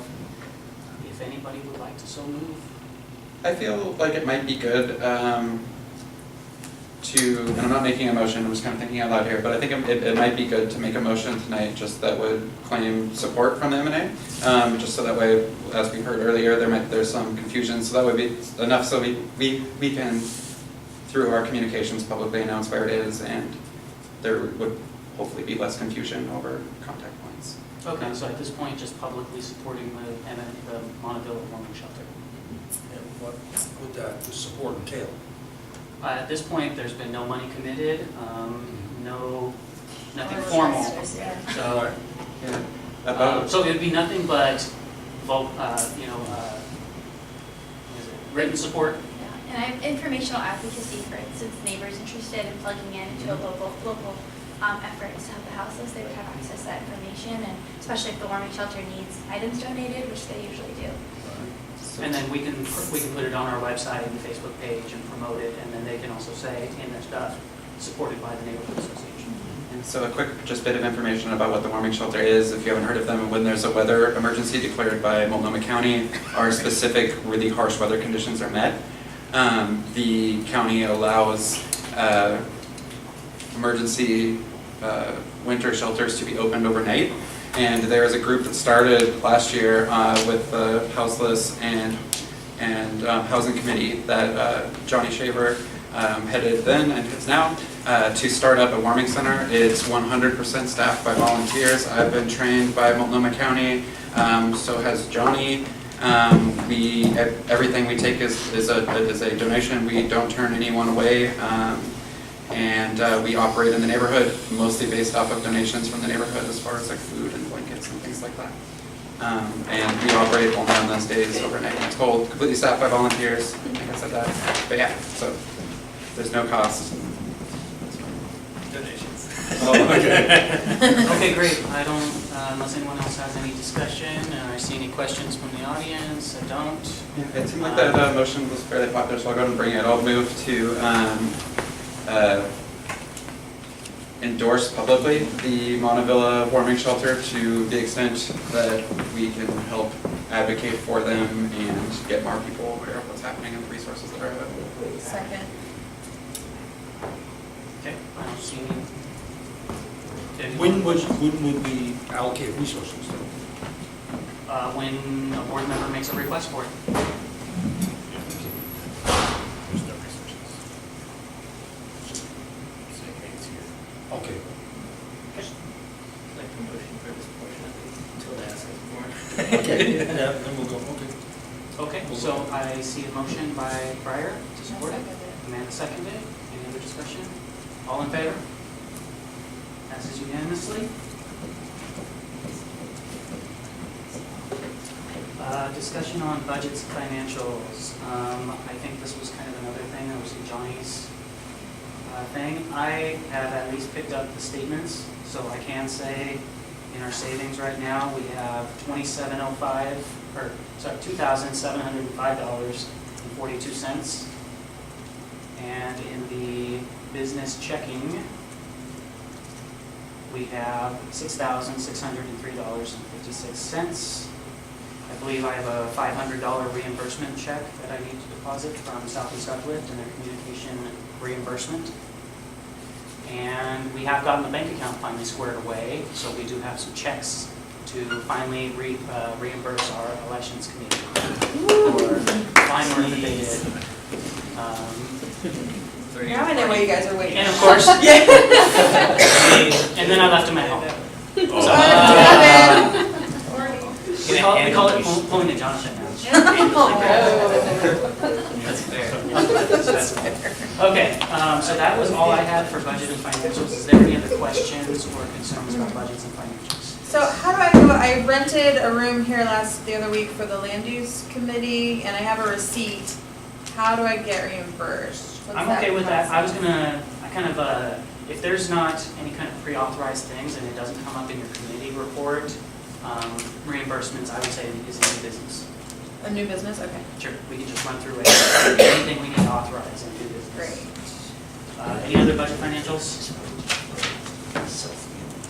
Okay, we're on to new business and committee requests. Shoot. Oh. Can I get reimbursed for a room I rented at the church 2 weeks ago for the land use committee meeting? It was for the land use committee. Yes, I got the receipts here. It was $30. Here. They charge us other than this one. Do you have a requisition form, reimbursement requisition form? We do not have any such thing. Probably in QuickBooks, I think they have it built in as an app. You can scan the receipt and know that. Yeah, I know I was certainly encouraging committees to have them as quickly as possible, so I think it was really good and proactive for Amanda to go ahead and rent that. I had Flying High reserved. I still would have had to purchase food, and it didn't seem like a good space to have a PowerPoint or a discussion because there were 2 other groups that were going to be in there. So I need info, if you guys have resources of other places to meet, like Milepost 5, I want to learn more about that. We do need to find some free places because we cannot have every committee for every, you know, Right. every committee, every meeting spending $30 because Absolutely. drink the account. Yeah. So I move to reimburse Amanda for the $30 for the land use transportation. Seconded by Brad. Any other discussion? All in favor? Unanimous? Should I just forward you the email with this paid invoice, or Do you want to hand it over? just give it to Brian? Okay. I mean, docs just straight to the secretary website. So along the same ends, when we had our first officer election meetings, I had to buy pizza at Flying Pie to hold that, which I offered to the community. I didn't verify that ahead of time, so if I have to cover it, that's fine, but if not, I do have the receipt for it, and it's for $29.60. I won't participate in the voting on if we decide to reimburse that. $29.60? Okay. I always tell people, you are free to float, pay for something up front with the understanding that you may not get reimbursed if the board does not ratify the vote. So as long as you're willing to take that risk, you can spend money for a meeting, feel free to ask for it. I certainly see no problem with this. It was our first board meeting. I think we should. I move to it. Second. Okay. Any other discussion? I ate some of that pizza. All in favor? A lot of that pizza, actually. And all opposed? And one abstain? Mostly Brad. Okay, Different Brad. Well, does someone else want to bring up any other one more new business while I look something up really quick? What are you looking How much I paid for the email addresses? I paid $55 for the G Suite. Is that for the year? No. It's per month. It's Wow, the monthly. hell. It is monthly. It's what, $5 per user? Yeah. We have 11 board members, Yeah. so. It had been free. This is because they On changed trial their policy. period. No, we were, It had been yeah. grandfathered. Yeah, so there used to be a nonprofit status that you could get through G Suite, which the Montavilla Neighborhood Association had. A past board member was on the ownership of that account, and they decided to close that account, and because that is no longer a service that's offered, we have to go with the cheapest service which is offered, which is what we're currently on. The next step up would be about twice as much per month. So instead of transferring that, you shut it down. So, is there any way Southeast Uplift reimburses this? Or we don't want to necessarily use up our communications budget, but just a thought. Yeah, I would almost suggest that we kind of actually contact Google and explain what had happened, and that was a nonprofit account. Because, when it was a nonprofit account, and then we got nonprofit status, and so even if that person was a quote-unquote owner, the corporation's actually the owner, if it were actually a business asset, but I don't know if it were. So that's something I think we should bring up before we should pay for it regardless, but we should try to basically get back on that if possible. Would you be willing to chase that down? Yeah, I'll fucking. That's fine. All right, Jonathan. 55. Yes. It's not my favorite thing to spend money on. I only don't do it. And just so that everyone's aware of the service, if you're not familiar with G Suite, it's not just our emails, it's also our ability to share documents, to share spreadsheets, and all of the various things that come with that. So. And all the groups for Yeah, the committees. all of our groups for the communicate. committees. So I would like first to make a motion to be reimbursed for the $55 for the G Suite for me. So moved. Seconded. Any other discussion? All in favor? No opposed, I'll abstain. And then let's talk about finding either exploring that option, finding a cheaper option, or how we can somehow generate some income. Last but not least, I do think that the Southeast Uplift communication budget, we can apply and request, and I'm pretty sure because G Suite seems to allow inter-board communication really effectively, but also with our subcommittees, I'm sure that could fall under the communications budget that they outlined. Great. So we'll use up Southeast Uplift's money first. Yeah. So 2 outcomes, you're gonna research making sure that's covered, and I'm gonna try and just get us our account back if possible. Yeah. Perfect. Yep. Less money from ONI would be preferable. Yeah, I mean, really, hopefully that's for a newsletter, we can use it in newsletters, but we can use it for whatever communication stuff we want. I was gonna ask you, did you spend money on the newsletter printing? I spent about $25, but I wasn't gonna ask for it. Just ask if it's a newsletter that you're putting out for this neighborhood association. Newsletters That's get okay, I'm gonna call it infrastructure. a donation. End of year. I only printed out 30 copies, so Should let me know. we can print out more. In the newsletter, Okay. if you don't get a physical copy here, there are digital copies on our website. You click the link and it'll download a PDF, which has the full document. So is G Suite the most ideal way to transfer information? I mean, there's, you know, Pretty there's, comprehensive. It's pretty comprehensive. is it? Yeah, secure. Yeah, secure is Yeah.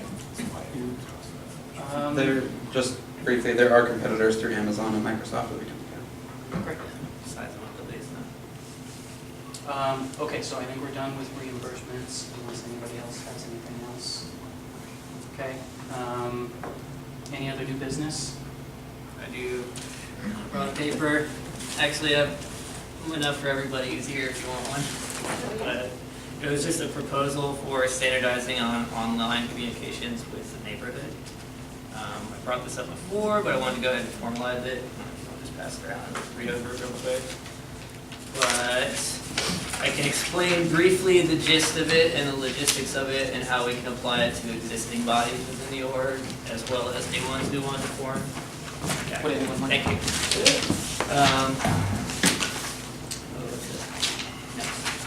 you. Notes. So the idea, as it's been mentioned here, is that a lot of times there seems to be a kind of funneling of information and or a bottleneck of the feedback loop and communication with other folks about stuff that they want to inquire about or with board functions. Effectively, it's unreasonable in my mind to expect the resource load, or rather resource capacity of a board this size to deal with the amount of information that we're trying to deal with. So I would prefer to design a system that allows people to have their inputs be more self-regulating and effectively bubble up from the community from the bottom up. And so you would first, as a member of the neighborhood association, you'd have to attend and sign up and get your email into the protected pool that we would use. So that's how we would regulate on our side. But those people who are part of the membership would get an invite to the Lumio group, which would just be the big old pool. And one thing about Lumio that's nice is you can compartmentalize. And so if they wanted to, they could form their own little groups, they could start new groups, they could do whatever they want, but the big pool that we would have control over could be used for voting, could be used for proposals, it could be used for feedback on proposals from us. It effectively is just a forum that can be explicitly used for formal communication, that could be used for grievances in a petition-based system. It could be self-regulating for solutions in that kind of way as far as acceptability goes. It would just be a lot less admin and overhead as far as communications processing on our side, and would free up the board members to do a lot more of the important things like paying attention to legal changes, paying attention to upcoming, city dynamics, providing research and information to the community. But right now, in my experience in the past 6 months especially, I've seen that this has always been a bottleneck, and it's just because it's a poor design. It's a bad design for an organization. And this would help alleviate that by making the community's communications a lot more self-sustaining and self-regulating. I really like the idea. I need to kind of get into it and do it before I know what really it's going to look like, and besides what I'm picturing in my head. My only concern is how we would have safeguards. So safeguards regarding what? If we saw inappropriate and offensive material on there, people attacking people, making personal comments or something. So that's fair as far as moderation goes. It may prove difficult. There are comment threads, but it could be posted strictly. It's formal communication that thereby all of the conduct rules that apply to a meeting apply to this forum. If anything on there is like that, it doesn't matter how long it's been there. It doesn't matter how, who's in the conversation or what. I think you can just get shut down. There is moderation, and you can also, enable a coordinator position to other people within that user group, and they can do that kind of thing. So you might set a sub-moderator? Correct. Excellent. That's great. I'm not saying this to shut it down, but we already see that Facebook is a space where only a small portion of our community is participating. This seems a couple more levels, maybe harder to access or just less likely to be used because you don't know other people using it. So are there ways that we can take information or things happening here and push it out to a broader audience? Yeah, of course, that's fine. And I just don't know how this works, so. Imagine this more as the actual dedicated formal forum. My problem with Facebook is that it is kind of an all-encompassing platform, and thereby people use it for whatever they want. It's mostly for personal recreation, and thereby the quality of content is much less.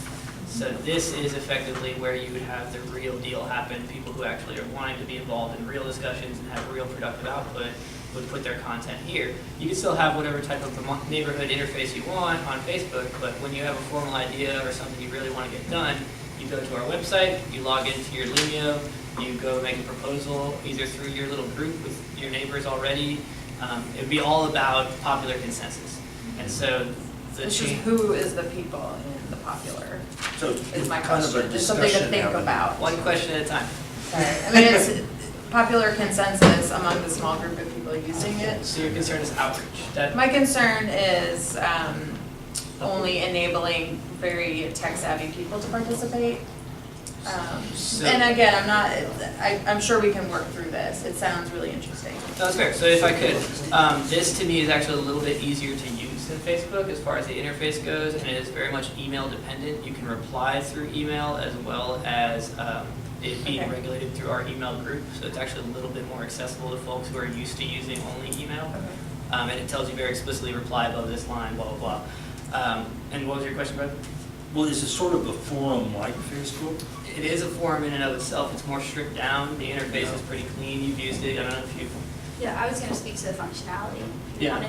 I thought, like Facebook, it has the capacity to have side conversations. Sometimes in side conversations, that's where you can get really personal and get detailed and you can get real.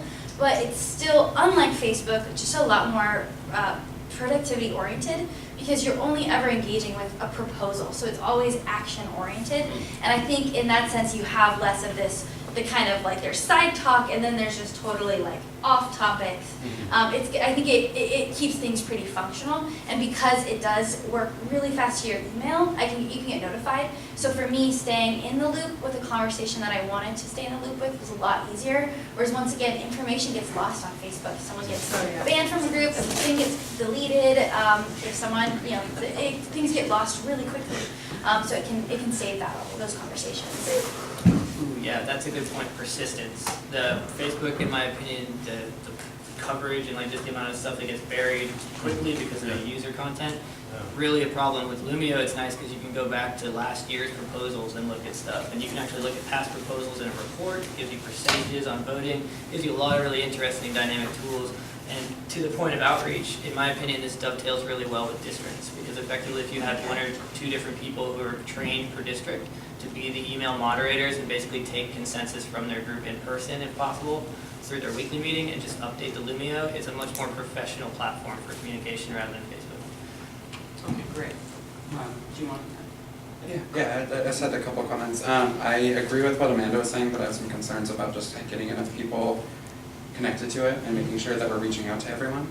I also think that it might be prudent to do a test pilot of this possibly, where we could do a smaller one and we could work with the communications and outreach committee to figure out what's working, what isn't, and actually help put together documents to then make it more accessible to people in the future.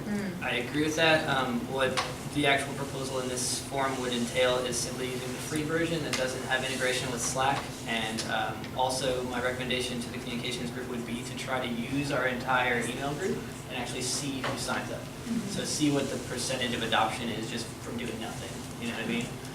But I do hear those concerns, but as far as any digital tool, that'll be a problem. I think if you can prove the utility, people will catch on to using it. So that is really what I'm asking for, is a small pilot group that's officiated and we can put on the website or through communications committee exclusively. I should also say, I'm gonna have to abstain from this because I have a conflict of interest because I know the founding team that started the MAP, so.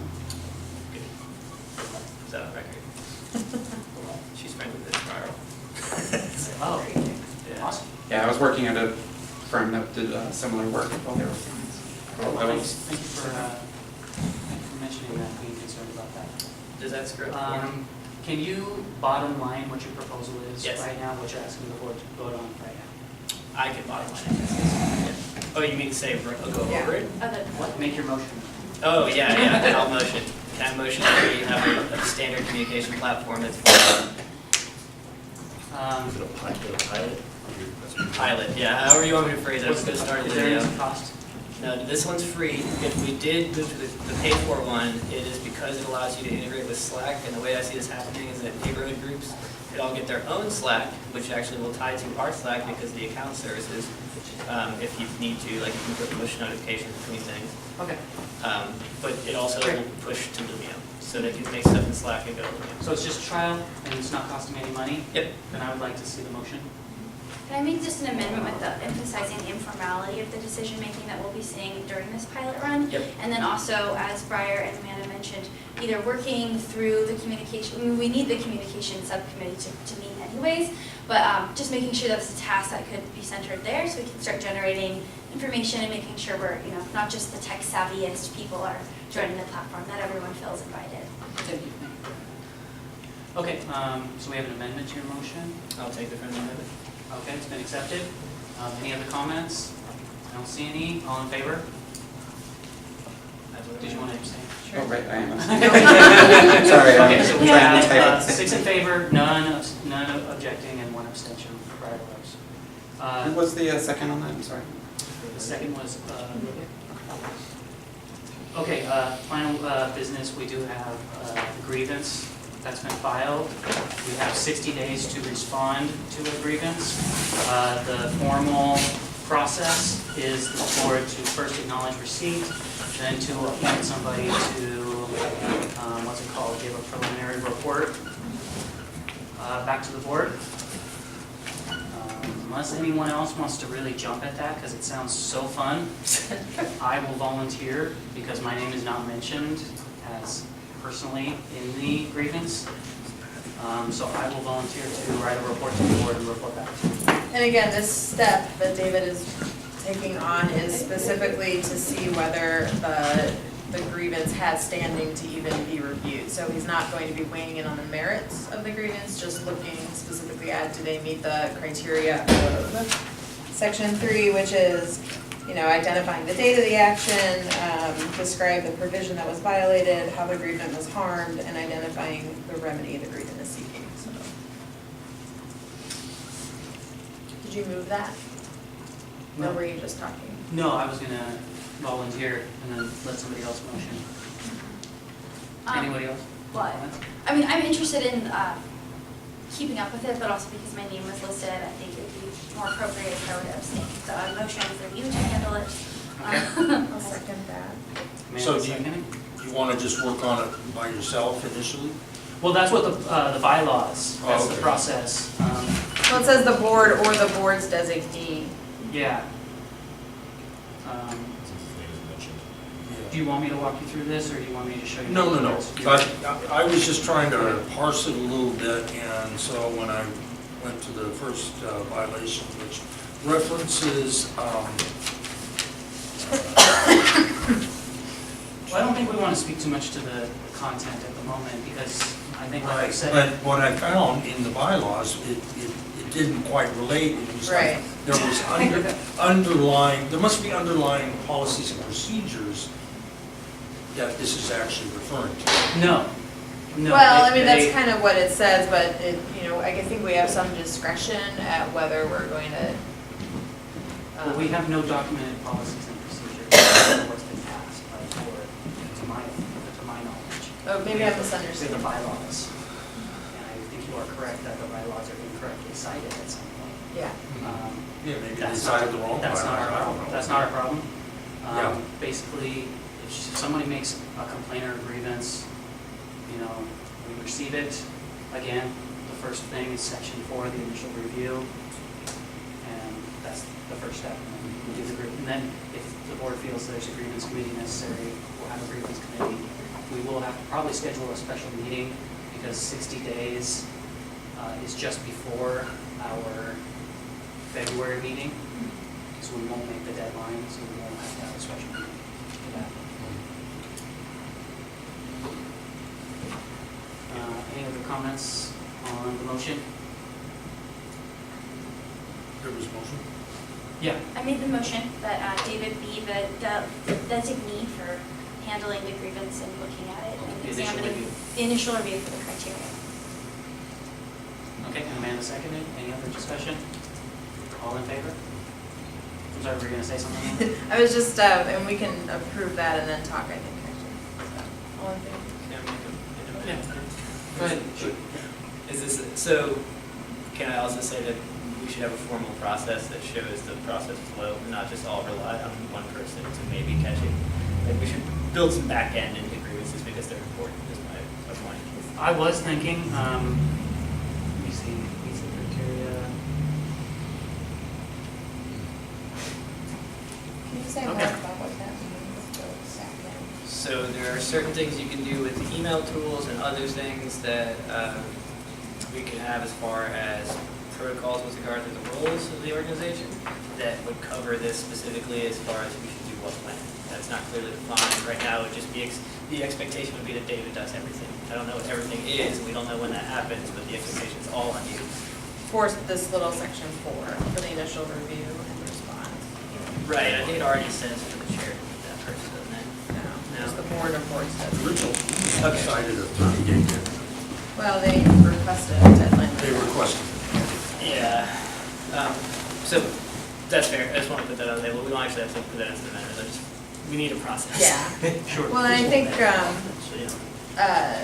we need the timeline too, like how we can get everything done in the time. Is David reporting back at the next meeting, or does he, it's the holidays, so that's probably making sense, but. I suppose that's more what I mean, there's like timeframes in that process.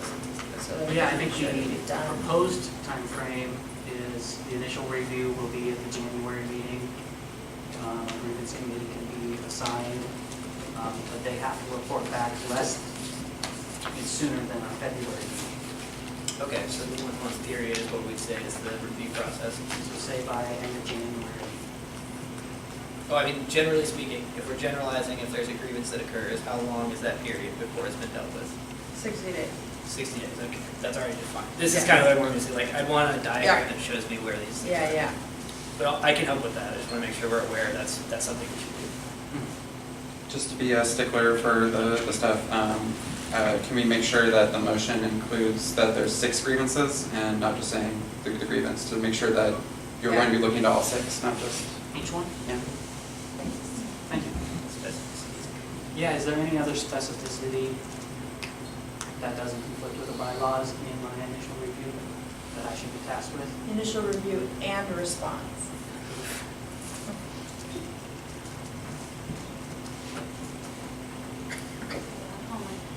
You volunteered, David. David also has the power to delegate. I actually look up, I cite statute. Oh, So I can look up statute. I'm not intimidated by people putting statute. So. Okay, I don't hear any other discussion on it. It's been moved and seconded. All in favor? David's Opposed? Is there any other new business I'm not remembering because I'm brain dead? I don't believe so. Did we ever do much for our district representation like we talked about? That has not been nothing discussed. Are there any first steps we might be able to take right now to get that ball rolling? Which ball is this? I think preliminarily we'd all discuss it in the elections committee, but it would be best, because this is such a large neighborhood, to have somewhat of a district representation system for neighbors to get their inputs, because it often seems like the people who have the time are the ones who show up and speak the loudest. So it was more about trying to actually get some census data to back up the information we were getting from each part of the neighborhood. I think zip codes were proposed initially, I don't really remember, but the idea just being that there would be definitive, place-based representation somehow. the way I see that working is you'd have district reps who then go to Lumia, they go through their Slack, communicate with those people, and you put it all back to the board. But right now, we don't have any of that, so. I think maybe we could build this through the Outreach and Communications Committee, because we've had plenty of things like this before. 15 years ago, we called it a spark, and that's what was supposed to be like the block captain. Yeah. And so I think, through the Outreach Committee and through the newsletters and stuff, we can start to get see if we have some areas and see if we have adequate representation and volunteers from those areas. It's a great way to cultivate new leadership. Start some sparks. Yeah, I just would not want to just, put just bylaw changes and then all of a sudden we have problems and we don't have enough people from one part. And other people are being excluded just because we have too many people from one area. No, I think you're right, it has to be iterative and kind of organic, but I think the way that happens is you create that thing that can self-replicate. So I'm asking now, maybe we should talk about what that is and what components we need to start to work on, otherwise it might just not happen. Okay. One other thought I had on the records request, if we want to take a motion to end that, have that be done? It's up to everyone. I wanted to make sure that I was taking my stand alone, but if other people want to do something else, I can step aside and let everyone. Is this dealing with the request by Evelyn, et cetera, about addresses and stuff like that? Yeah, so the state of it currently, just a review of what I said earlier, the read request was for all of our documents. Evelyn currently has all of our documents saved for a few columns and add in some spreadsheets that include addresses, emails, and phone numbers.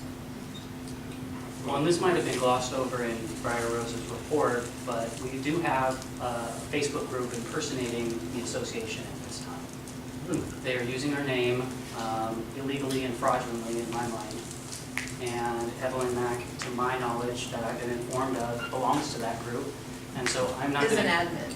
And I'm not going to give my members' addresses in furtherance of what I see as fraudulent activity. And that's as far as I think. So to me, the request is out of order. I would move to deny it. I'll second that.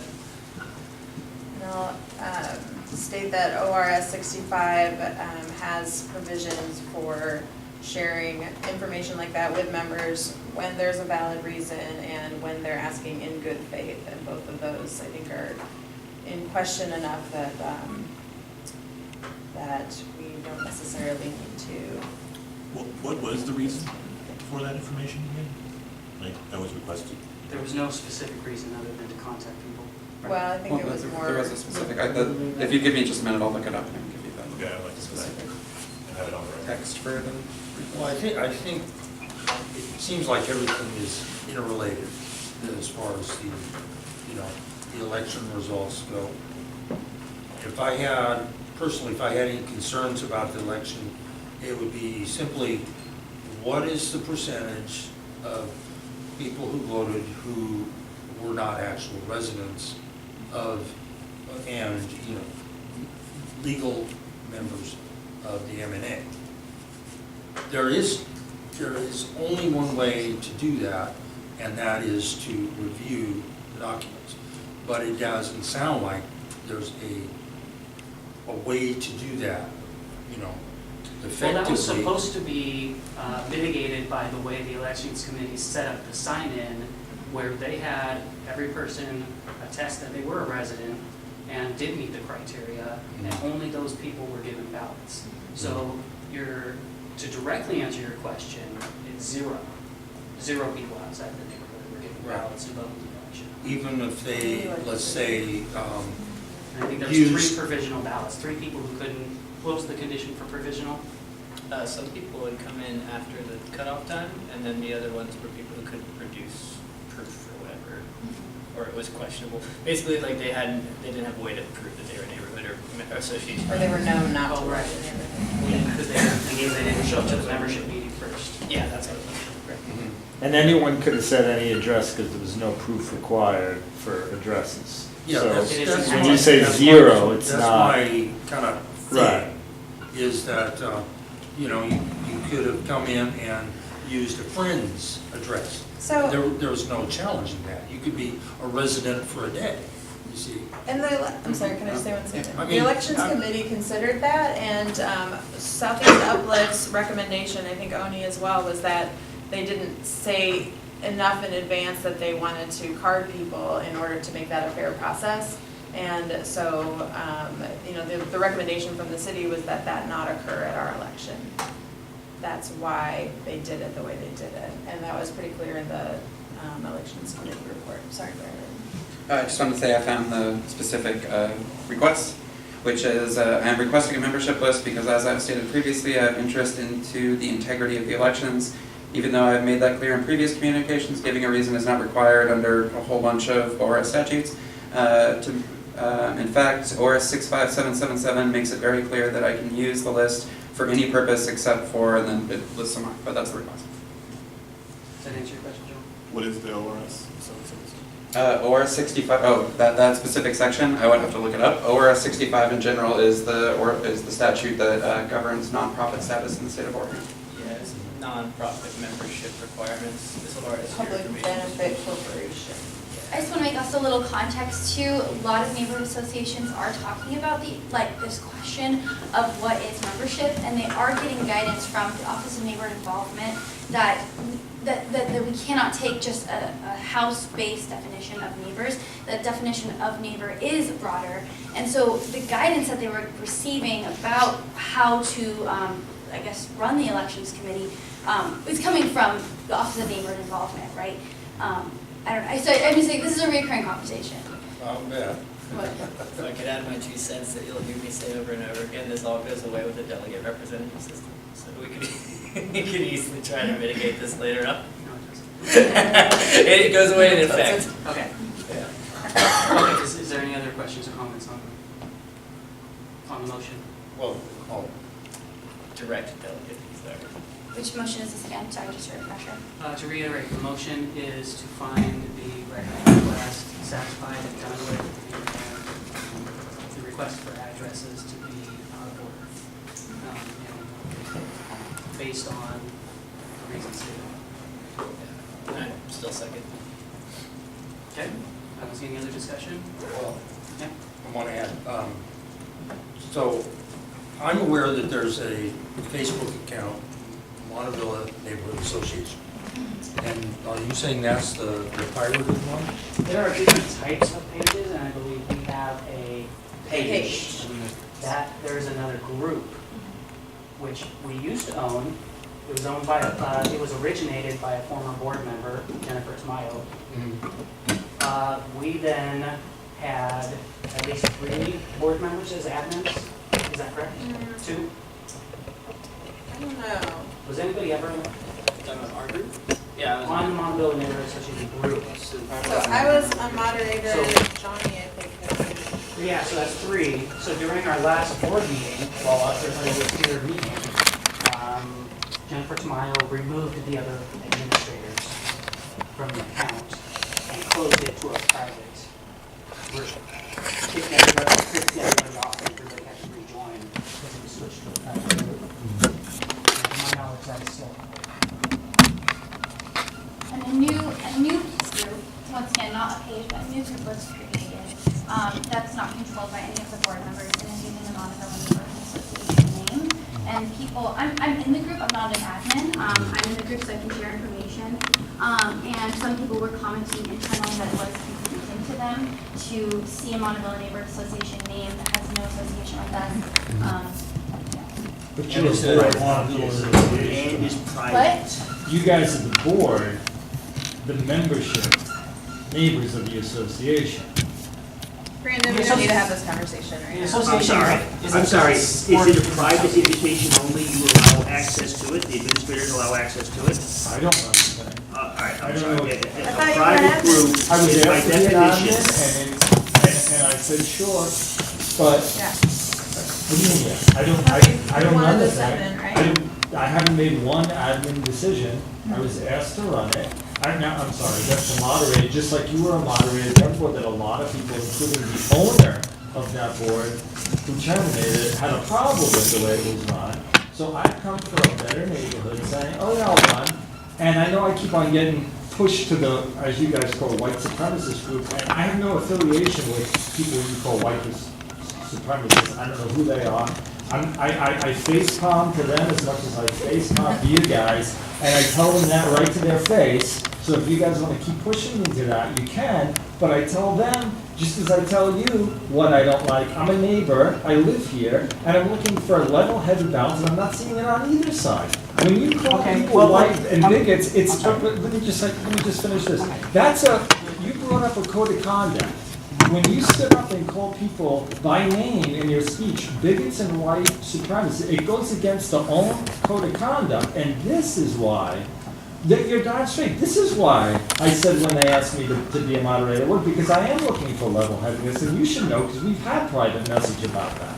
It's level-headedness that I'm looking at. I'm not seeing it from you guys, and I'm not seeing it from them.